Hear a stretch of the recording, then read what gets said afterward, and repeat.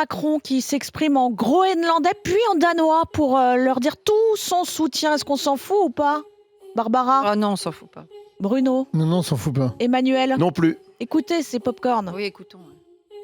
Kalashit nunat, tuniniagan nilak, tigunakan narsina nanilu, kalashit, naminok, siuni sartik, alayi suat. La France continuera à se tenir aux côtés du Royaume du Danemark. Nous l'étions hier, nous le sommes aujourd'hui, nous le serons demain. Voilà ce qu'a dit le président qui recevait la première ministre danoise et le premier ministre groenlandais hier à l'Elysée. Emmanuel Macron qui ne lâche plus ses lunettes de soleil. Barbara, pourquoi tu t'en fous pas? Déjà, on m'aurait dit qu'il parlait en groenlandais, je l'aurais cru aussi, parce que franchement, non mais c'est pareil. Je crois qu'il est en roue libre. Là, je pense qu'il est en roue libre. Là, entre les for sure, il parle en inuit. For sure.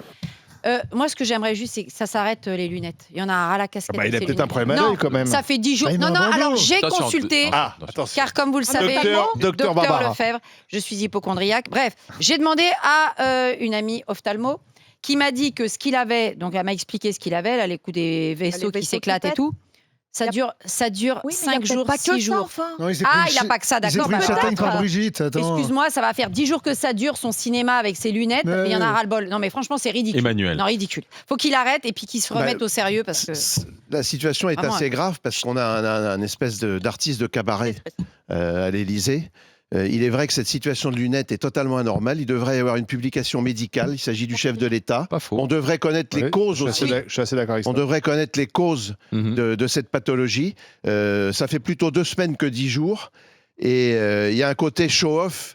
La logique, si on parlait de Pompidou, de Giscard d'Estaing, le président de la République serait resté discret, ne serait probablement presque pas apparu. Qui, eux, ont menti sur leur état de santé. Oui. On peut le rappeler, Pompidou et Mitterrand. Mitterrand. Non, là, non, mais c'est parce que tu appelles... Pompidou, on était dans un flux de communication beaucoup plus restreint. Je ne dirais pas qu'il avait proprement menti, on savait qu'il était malade.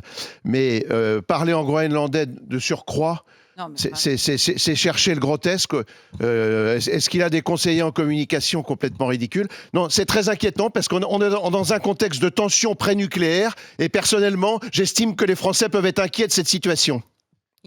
Un mot quand même, parce qu'on a raconté une belle histoire à propos de ces lunettes. Ouais, les lunettes, c'est bien. Des lunettes produites dans le Jura, du Made in France. Le président du syndicat des lunetiers du Jura a dit... C'est vraiment n'importe quoi. En fait, cette boîte, elle est d'ailleurs italienne, elle n'est pas française. Et voilà ce qu'il dit. Elle a été rachetée par les Italiens. Et voilà ce que dit Julien Forestier, donc qui est le président du syndicat des lunetiers du Jura. Je peux vous dire qu'elles ne sont pas fabriquées dans le Jura. Donc on nous a raconté un peu n'importe quoi. Et la boîte a surfé sur cette histoire. En fait, c'est plutôt un bad buzz. Bruno. Au-delà du fait qu'il devrait arrêter avec Google Translate, parce que là, je pense qu'il a dit un peu n'importe quoi. Enfin, tu ne comprenais rien ce qu'il disait.